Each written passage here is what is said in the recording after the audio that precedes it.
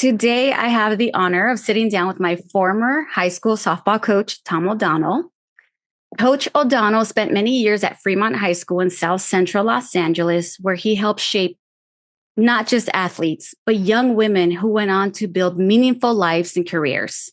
Coach, who were you before you became our coach? Who was I? Yes. It's funny because I've been coaching since I was 18. We had a park across the street from a friend of mine's house.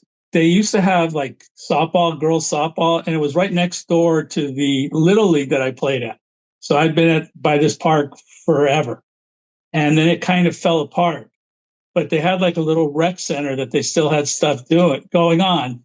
And so we would hang out over there and play caroms and do whatever. And finally we're like, hey, we need to start doing something with this park again. And so they put in an order and they redid the softball field. And we actually played adult men's softball there. But while we were doing this, the guy asked us if we would coach the basketball teams, the kids' basketball. And that's kind of how I started coaching. I was 18 and we were coaching, basketball, me and my friends.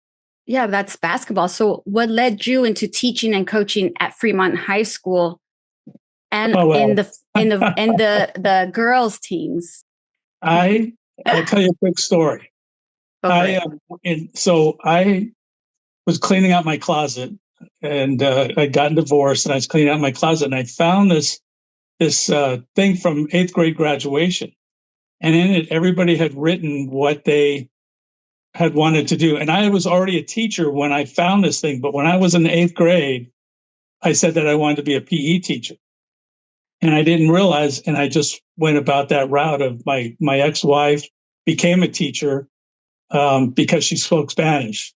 And I, was like, okay, I want to be a teacher, but I had to go to school. I had to figure out what I was going to major in besides getting my teaching credential, because I already had a degree in television production. Like me. So I was like, so I minored in PE and I went, I'll just go get my PE degree and start teaching. And then I actually ended up through a guy at church. I ended up coaching football. I'd never coached high school sports before. I started coaching football at Carson High School. Mm-hmm. And at that time, the varsity football team at Carson was like one of the top ranked teams in the nation. Nice. And so eventually the school I was teaching at Edison Middle School, and they wouldn't let me leave anymore. Just decided, I'm going to go over to Fremont and see. I'd never been there. I've driven by it. So I went and met one of my ex-students from Edison, and she was like a water girl for the football team. And she's like, oh, let me introduce you to the coach. Maybe you can coach football. And so I actually started coaching football. Okay. And I'd look over at the softball field all the time. And the girl that I knew, she's like, yeah, I'll introduce you to Coach Garcia. Maybe you can help him coach softball. And we met, talked, and 28 years later, we were done coaching at Fremont. Wow. But that's, it was just kind of a, meet somebody here, talk to somebody there that I knew from kids that I taught that got me started, getting involved at Fremont with that. And so that's what I did. And, here I am. Yes. And so besides coaching the girls, well, you did some football coaching. And then, of course, I know you as my coach for softball. You also were a teacher, correct? Yeah. What did you teach? So I taught PE. Okay. That's what I did.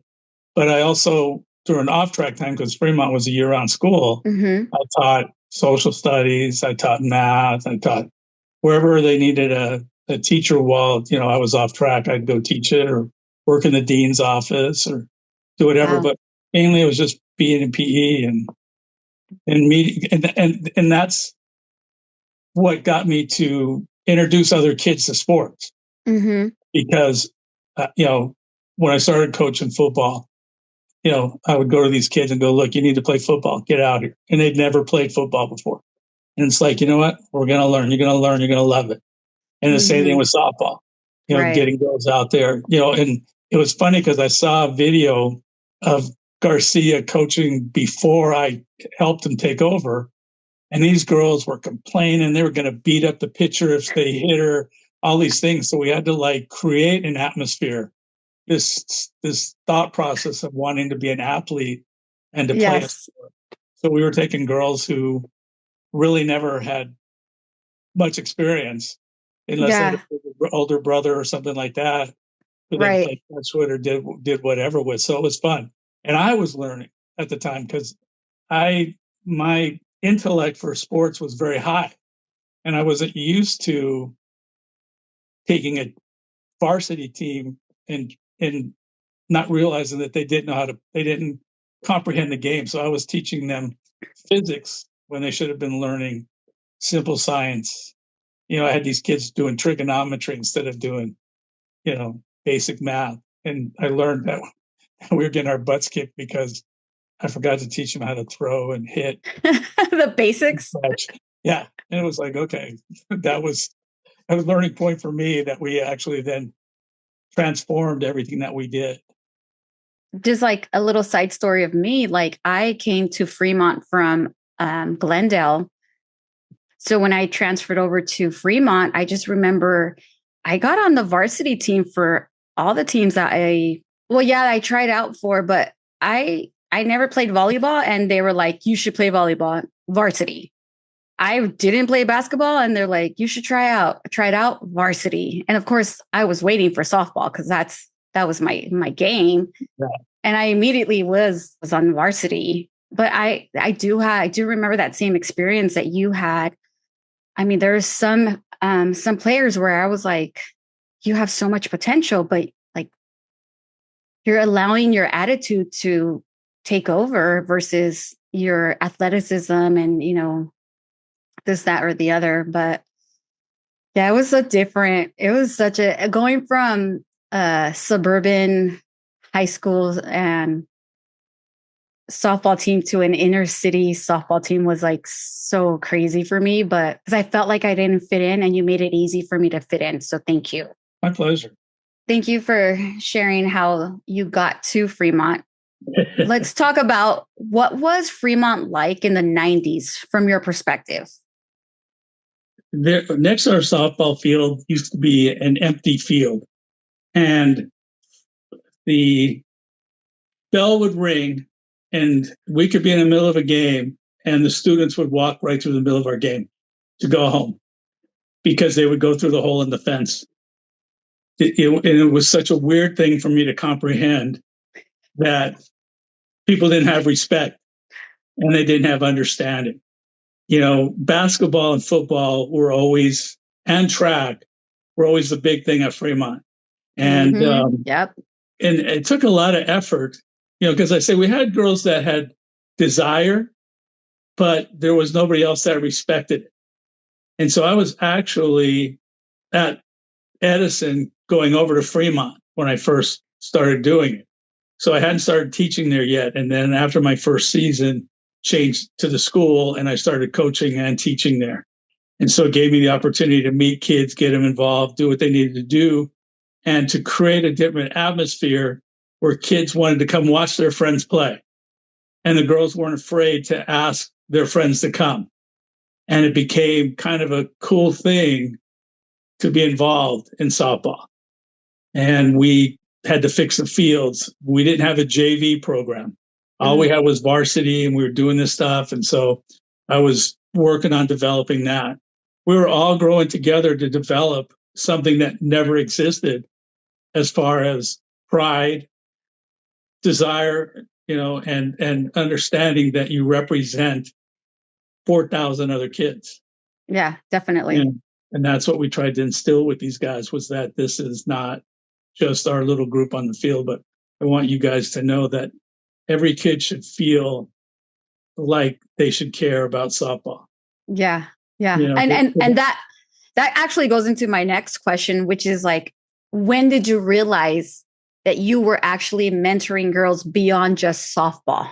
Was it then, or did it slowly, or was it once they started graduating and coming back and saying like, Coach, I'm successful because you helped me. You helped me know that I am worthy of being successful, or being this or being that, Yeah. It's funny because I really didn't care what you did after school, after you graduated. I wanted you to leave that way before, but I always had this thing that I would talk to other teachers because they'd be so worried. And I'd go, look, every year a new set of freshmen come in, and in 4 years they're gone, and they're gone, and that's it. Mm-hmm. And the next group that come in, so we have to focus at that time that they're here. But I've always had a desire to teach people to be better because I liked that my parents did that with me.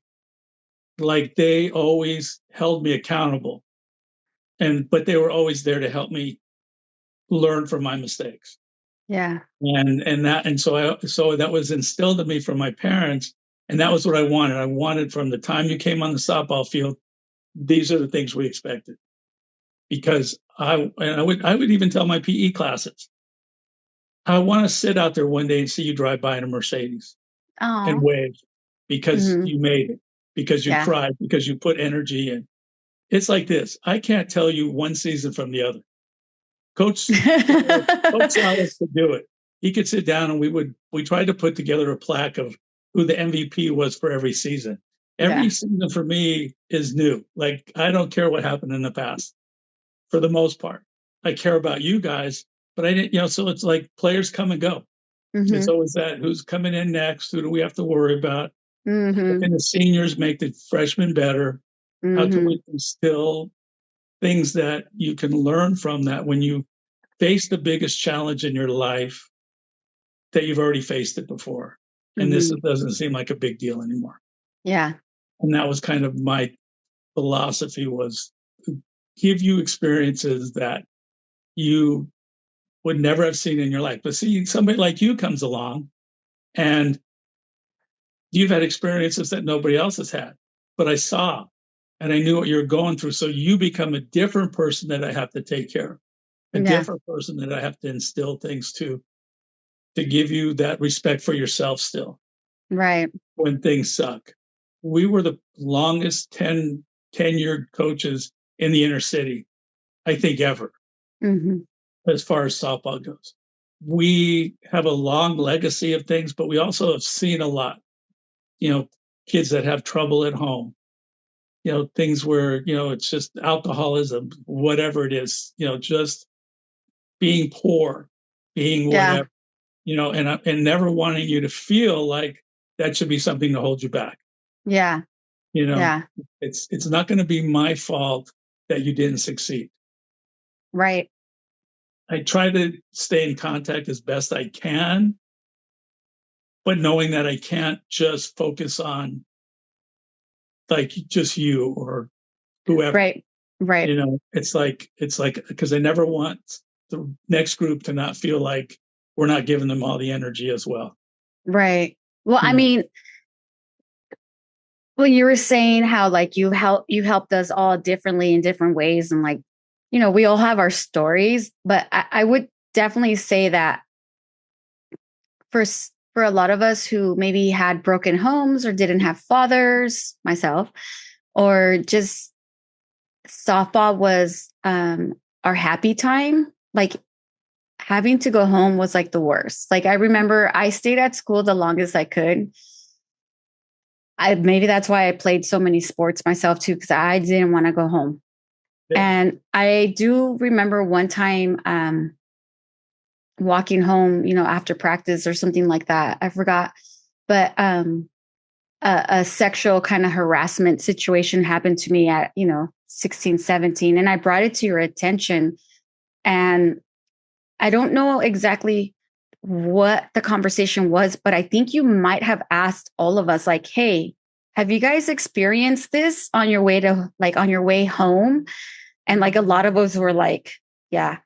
And you started taking a lot of us home after that, once you realized that we were being put in situations late after practice. And that, like, I want to thank you for that, because if it wasn't you, like you had a van, I think, and you would just like throw as many of us in there and just like drop us off sometimes. And that That was so important for somebody who walked to school and walked home. And I walked a mile there and a mile back, like it wasn't close by. Even my walk home, I would like take my time forever to get home. But when men were being rude to us as we're walking home, like I know that really, I know that upset you. And I don't know if after I graduated, if you still kind of had like a right thing, but like we didn't, a lot of us seniors and juniors, we didn't have cars to like help each other out. I can't tell you 5 kids that I knew that had a car. Yeah. And I take you guys to work, wherever, whatever I could do, because I was talking to somebody at church and they're like, wow, that was really cool the way you were telling me how you spoke to this person. And it's like, it's just something that's always been in me that I want you guys to learn. If I do it, like I would pick up trash. If I saw garbage on the floor in campus at lunchtime, I'd go pick it up. And people, other teachers would be like, why are you doing that? Because I want to set an example. If I'm doing it and I say to you, hey, go pick that up for me, then it's like, well, yeah, Coach OD did it. So why can't I? You're right. Okay. Not going to question me. You're not going to do whatever. And so that was kind of always, what I wanted was for you guys to more understand that, if I do it, somebody else, if I set the example, then I know somebody else will follow if I ask them.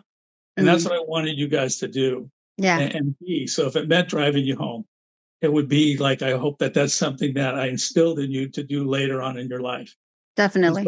So I did try to teach life lessons along the way. And that was kind of always what I wanted for you guys to do. But one thing I'm going to do, and one thing I've always prided over anything else I did, that you guys were family. And I wanted you guys to have that instilled in you by my actions, that taking you places, doing things for you, helping you out was what family does. Yeah. And I'm married to, my wife's Hawaiian. And so Ohana is, that's family. And to me, and so, I have conversations with my son-in-law and try and tell him, look, I am here for you no matter what. I learned to have unconditional love. Agave. Yeah. And the biggest concern for me was always my players. Those were the biggest for me. Thank you. Thank you. Yeah. So that leads me to my next question, which is that many of your players went on to become professionals and very successful, or doctors, PhDs, just all over the place. What does that mean to you?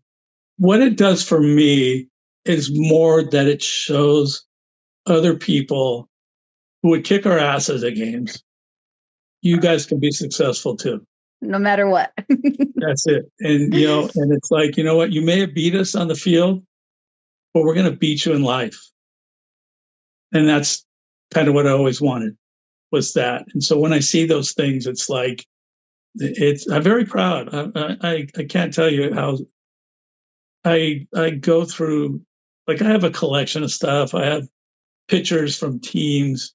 I have these things, and I just sit and cry sometimes looking at them, knowing, what you became, where you're at, whatever's happening, whether it's, and to see some of the girls who had very bad lives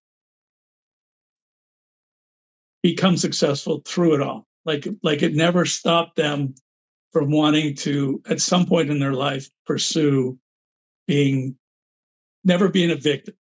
Right. Never saying, you know what, I went to Fremont, so my life sucks. Or I did this and my life sucks. Because you know what? I've always had this philosophy that, there's always somebody worse off than you. And if you think about that and you start to see people who might be less fortunate than you being successful, I'm hoping that it becomes a motivation for you to keep going and not feeling sorry and, falling to the wayside. Right. Yeah, definitely. That was one of my favorite things to do too, is when you guys did extraordinary things, I'll never forget. You used to catch for us, and you did this thing. You chased the girl back to the base, and you turn around and fake like you were going to do something. You turn around, tagged her out, and I can't tell you how big my heart got when you did that. And I'll never forget that play. And that's how it is for me. There's like snippets of things you guys did. I have a different story. As a catcher, my thumb was broken in one of the games. And because we're family, I'm going to play. So I remember you asking me, do you want to play? And I'm like, yes, I'm going to play my senior year. And you helped cut off my cast just enough so I can put my glove on. And you put me as a pitcher, which I don't even pitch, but you had me as a backup pitcher. But, I was still playing. It was my senior year. I was still going to play. I don't care. And just so you know, like I've always taken that scenario in with my life, which is like, okay, if one thing happens, it doesn't stop your journey. Like you're going to keep going. I don't know how many times I twisted my ankle or I hurt myself in the military per se. And I just kept going like, no, you have to finish. Like everybody else depends on you to get to the end point. So, twisted ankle or not, you're finishing. For me, that was a very like personal lesson of like, no matter what the situation is, when your coach has 100% like support and values you as a person, as a player, value yourself too, and do what is needed to continue to, complete the mission. See, and that's what happened. It's like you're not the first one, and you weren't the last one. But it was more, I never wanted to feel like I was going to force you to do something. But if you wanted to do it, I'm going to help you out because I did it. When I played ball, I played whatever, whatever I needed to do to get on the field. It used to drive my mom crazy. She's like, you need to rest. And I'm like, I don't know how to rest. I don't know how to sit on the bench. Yeah. When I need to play, kind of a thing. And just always, and my orthopedic doctor that I have now, he's like, Tom, I know you're going to figure out how to still keep moving. Like whatever it is, however jacked up you are, you're going to keep going out there, figure out what you need to do what you need to do to go. Yeah. And it's just, it's just something that was instilled in me that I wanted you guys to have. What have the players taught you? You guys taught me a lot. And probably the biggest one was how to respect you guys. Oh. Like to realize that I'm your coach, not your friend at that moment. But we could be friends like at lunchtime or wherever, But when it came time to know that this is a time that I have to pay attention to what you're asking me, what we're talking about, that I can't say dumb stuff. Mm-hmm. It has to be like we have to become grown-ups for a minute. Yeah. And that was the respect. Thing There's a respect. There's a respect on the field coaching. Right. Because it was important that you knew you could trust me with anything in your life. Mm-hmm. And you taught me how to stay focused for that simple thing. All of you, everybody, whether I was coaching football, girls volleyball, when I had the wrestling team for a year, I did baseball back in the day. It was always when we walk on that field, or if you come to me and you tell me this is important, that I pay attention to that was what was important, that we're not going to goof around. Yeah. I don't know how to totally explain it, but that was the biggest thing, was that maintaining respectability, that you taught me that you needed respect as much as I needed to expect it. Oh, thank you. That's kind of what it was. It was my learning to respect you guys. Yeah. And that you weren't just a player and I could just do whatever, but that you're a human being. Yeah. And that I need to, like winning was never the most important thing. Right. but it sucked when we lost certain games.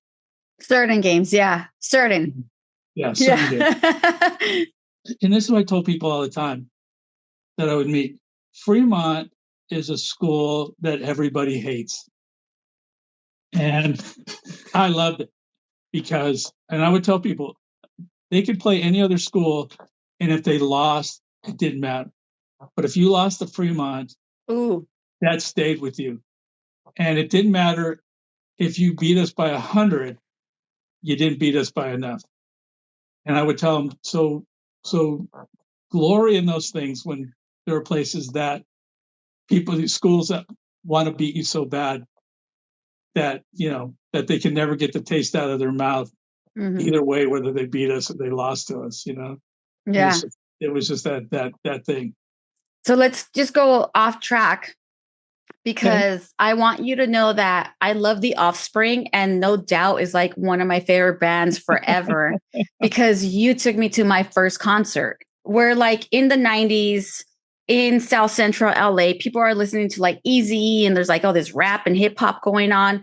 And I'm over here listening to K-Rock, the 80s music, Morrissey, Berlin. Like I'm and I just remember one time you were like, it wasn't just me, it was like a few of us. And you're like, do you guys want to go see a concert? And I was like, oh my God, yeah, like who? And you're like, Offspring. I'm like, oh my gosh, I love Offspring. I think we all had to pay for our tickets, but you were like, I'll take you guys. It was one of those things where it was like, we don't have a ride there, so you'll take us as long as we get our tickets. And yeah, that was my first concert with like a bunch of other softball girls, and no doubt opened, and they weren't really that big before. And it was one of those moments where, like, kind of how you mentioned, like outside of softball, you're going to be a different person. You're going to be a goofball. You're going to do this. You're going to be silly. You're still going to be respectful, but you're still going to be silly. Right.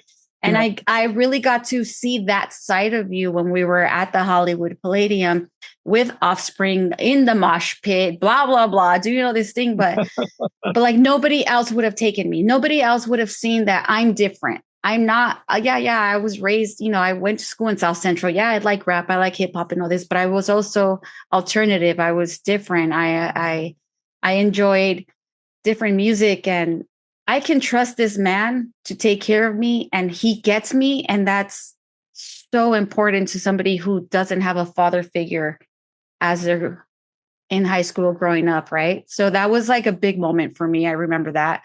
That's my story. And I bet there's a bunch of other softball players, football players, soccer players, wrestlers that have a story.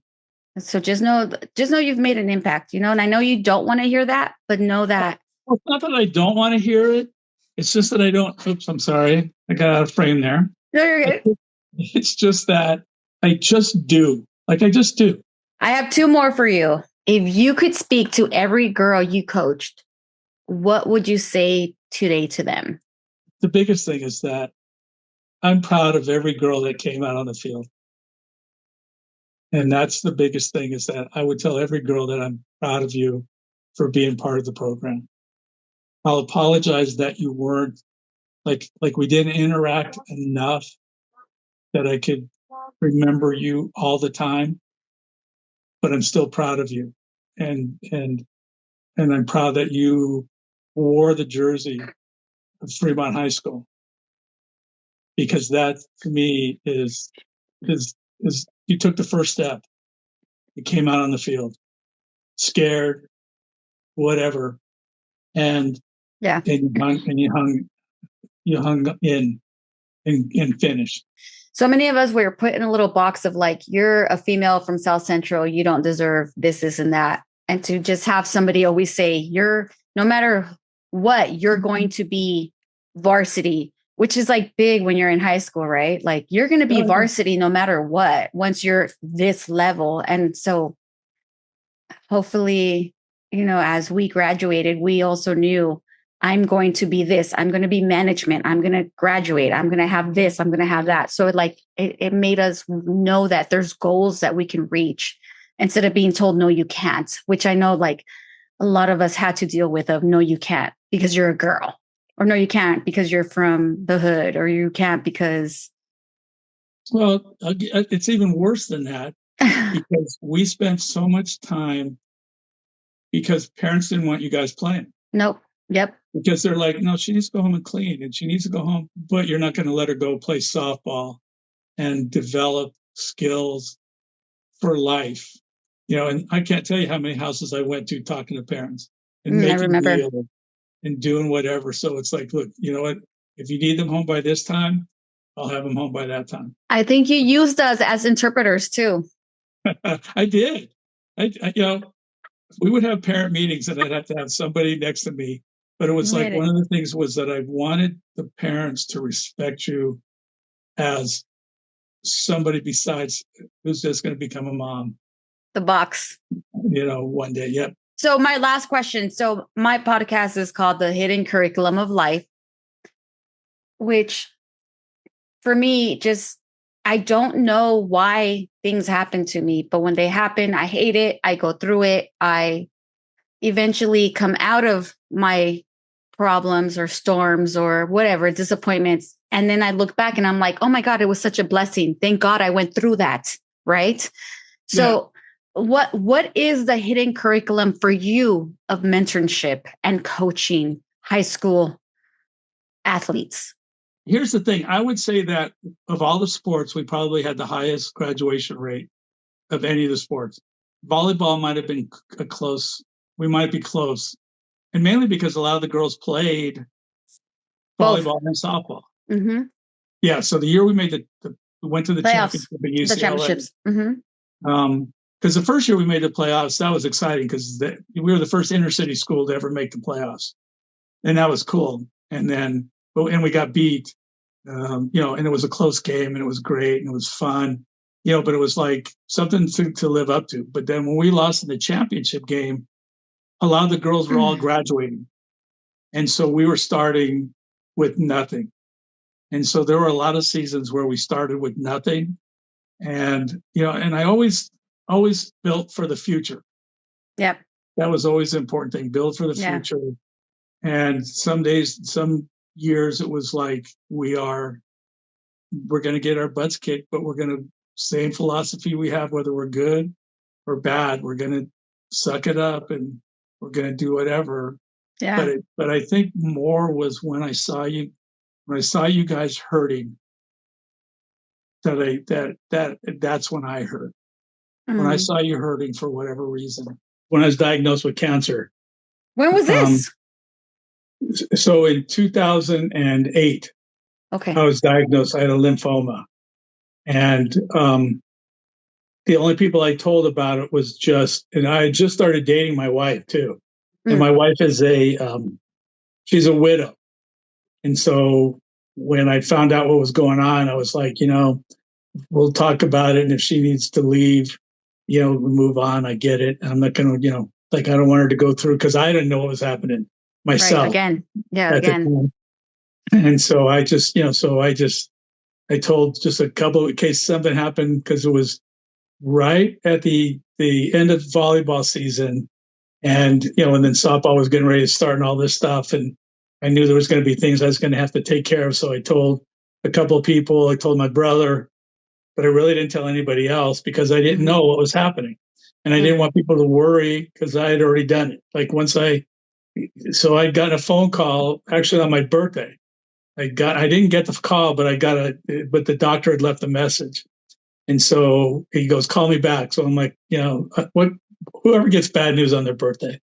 So I called him back and he's like, well, because they were going to remove this lump I had in my leg. And he goes, so I got good news and bad news. He goes, the good news is we're not going to remove the lump. The bad news is you have cancer. And so I was like, well, I guess you do get bad news on your birthday. So for a couple of days, I was like just in a fog. I walked to school. The next day I went to school and I was walking through the halls just like it felt like a ghost. Like I wasn't there. Like I had gone already. It was a very weird feeling. But so I just told a couple of people in case softball needed to be handled. And I told my brother, and that was pretty much it. And then I went through the chemo. Well, so I was going through all this stuff when we were dating, so she saw this wristband from the hospital, My wife's a nurse. And so she's like, what's this? And I'm like, well, I guess this is a good time to have the conversation. And so I told her what was happening. And if you feel like you need to go, I get it. I understand. I don't want to put you through anything because I don't know. At that time, I had no idea how long I was going to live. I looked online and I had from 6 months to 20 years to live. And so she's like, no, we'll stick it out. We'll make it happen. We'll see what goes on. And we did. But it was like nobody knew. Nobody ever knew. Like I went to chemo and then I'd go to the football game. Yeah. Wow. Whatever was happening, I would just be wherever because it's like, my problems are mine. And as much as I don't like compliments, I don't like people doing things for me either. Like, I don't want you to do it because you feel like you need to. And, I want you to do it just because you feel like doing something nice for me. Yeah. And so it's like, so I was like, I don't want to tell people because I don't want, then so once I knew what was happening and everything was where I knew I was going to live and do whatever, then I started telling people.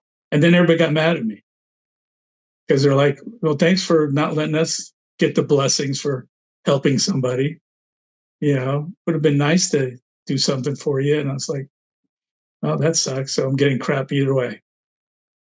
It's okay. But it was just like, we just, I had a spinal tap and then I had a game that afternoon. Wow. So they're sticking this giant needle in my back. And then I went and coached the volleyball team.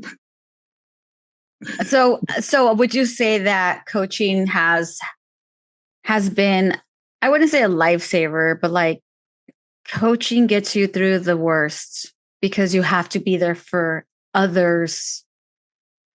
A coach, you can't call out sick. I'm not a good coach. So you were almost like a parent to us. Come on now. Yeah, you're going to be there all the time, no matter what you're going through. But that's that. Coaching got me through my parents dying. It got me through getting divorced. Mm-hmm. There were a lot of tragedies in my life that because I was on the field, I didn't have to think about it for a minute. And it gave me that opportunity to then explain to you guys when things sucked, that the softball field was the place to be. If people are counting on you, then you learn to adjust your life accordingly. The thing I do, and what coaches always respected, was that if a team did beat us, we would spend our time figuring out the mistakes we made and how to be better.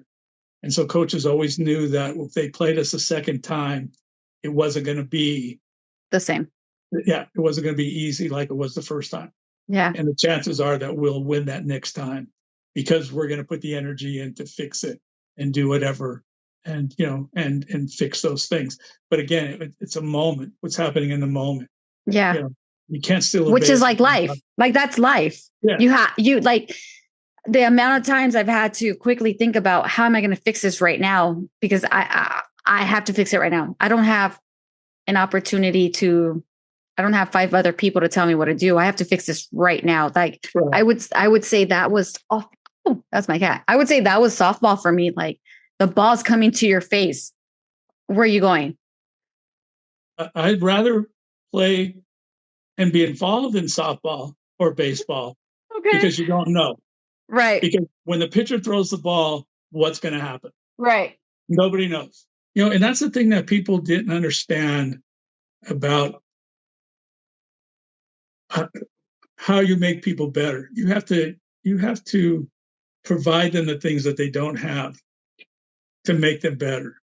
Because if you don't see it, like we would play Orange County teams in the summertime for a while. And I would take these girls and say, you could be this person. This is who you could be. Yeah. There's nothing stopping you from being this one day. But if you don't see it, you don't know what you have to look forward to. Yeah, if all definitely. You see is Tams and the whatever that grocery store that was across the street, and that people go get fries from and whatever, McGarry's and all these different things. It's like, if that's all you ever see, then you don't. That's all you know. Yeah. So taking you to a concert was showing you something that you one day could do. Yeah. And you have to remember, I did come from like, I came from Glendale. So for me, I knew about more. Like I had been to Hawaii, I've been to Vegas, Oh, I I know had you went to Hawaii. traveled, you know, You're the right? only kid who went So to Hawaii that I know of that ever went to Fremont. Now there's probably a bunch of kids that have, because now those people that learn from me have now raised yeah, kids who know how to do those kind of things. And yeah. so You it's kind of don't get out cool. of the concrete jungle. Yeah. Yeah, that's it. Yeah. But and that was what made you special to me as well, Oh. because I knew your background was like nobody else's. Mm-hmm. You had gone from the highest high to the lowest low. When you're Yeah. living in a camper shell in someone's driveway, Yeah. that's, and so I did have more. um there was more that there was Like more I wanted to do for compassion. you than some of the other girls, Yeah. because part of it was because we were also on the same plane. Mm-hmm. We both like the same kind of music. We both like certain things. So with some Mm-hmm. of the other girls, it was hard for me to find what I could connect to them. So I try to figure out with each of you the individual things that you need. The cool thing was you and I were like on a plane that was pretty similar, because you grew up in that area. You grew up in Yeah. those things and nobody else did. And you were a good example to some of these girls that you knew that there was something better out there because you'd lived it. Mm-hmm. And now, Mm-hmm. now you impart that on these guys Yeah. by your hustle and by your drive and by the things that you did, that then helped make, for the years you were there, help make it easier for me to as well do that to them. So we talked about we have impacted you. We've gotten you through a lot in your Oh, life, yeah. and you've helped us, get out of our boxes that we have been placed in. So thank you. Any last words of wisdom, just like quick thing to anybody listening that might have gone to Fremont or played any sports under you? I think you've heard it all when you played for me. But again, I think the biggest thing is one of the things I tried to do, because I would recruit. I did. I didn't care what the administration had to say. We're going to have 20 or 30 girls on JV, because Mm-hmm. I want people. You need, see, I quit playing baseball in high school, and I regretted it my whole life. Mm. And there are a few things that I've done that with, where I quit, and I can't get it back. Mm-hmm. And one of the things I never wanted was for kids when they go to high school to not get involved with something. So you have stories to talk about. So you have something in common with somebody else. So when you're there, you do. You don't want to be sitting on a porch with friends and they're talking about what they did and you have nothing to add. Yeah. It's sad, and I did. I went through it, and it was like I never want that to happen to any kid that I ever teach, that I ever get to know in any sort of way in school. That I don't care what it is you do. If you want to be in the band, if you want to be in, drama, if you want to be in whatever, and you don't, and you're scared, just go do it. And you'll find a world that you never knew existed. And, and that's still to this day, tell people, look, don't miss out, because you'll regret it. So Mm-hmm. fortunately, through you guys, I live vicariously through you Thank you. guys, but it's not me. It's not my life. That all those games that you guys played was not me, but I got to see you do it, and I got to share in your enjoyment. And that's, and when you become a parent, then you have that same ability to do that with your kids, Mm-hmm. where you learn to enjoy what they're doing, Yeah. and it doesn't matter what you're doing anymore. It's about what are your kids doing. Your kids Mm-hmm. have to become the more important Priority. stuff. Yeah. There's still things you can do. You can still play ball or do whatever, but you need to make sure that your excitement for your kids is always noticeable by them, because you're their biggest fan to Yeah. them, to them. Mm-hmm. No matter what, you're always going to be their biggest fan.